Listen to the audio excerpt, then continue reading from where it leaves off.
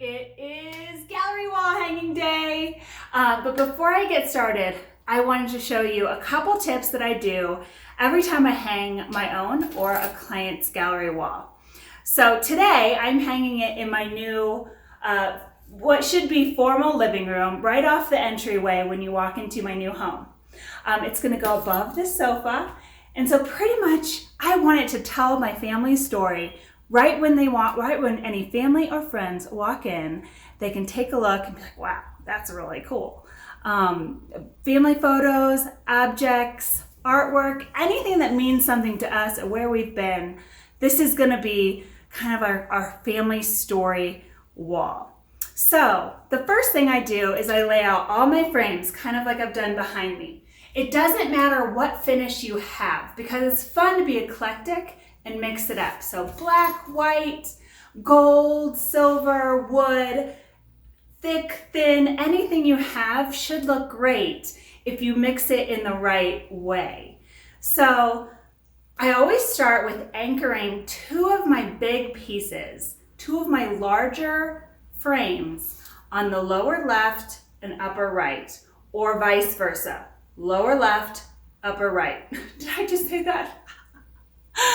Whatever. Lower and upper in a diagonal. Okay, and then I fill in with smaller and medium size and objects in between and around. But that way you have some sort of anchor. I also do this with the finishes themselves. So not too often do I have the same finishes side by side, unless they're pretty similar in style of frame.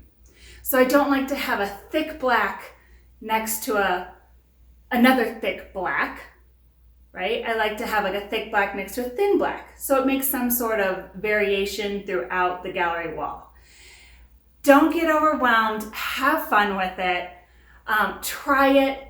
Some of you like to use the 3M strips rather than putting nails in the wall, and that's okay. I say just go for it. If I overthink things, then it literally takes me too long. I end up messing it up, or I end up rearranging it anyway. So I just go for it, but I do lay everything out first.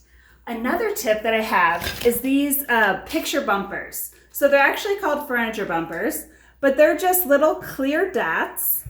And for some of you, you're gonna have a door that gets open and shut multiple times on that gallery wall, which may make your frames move.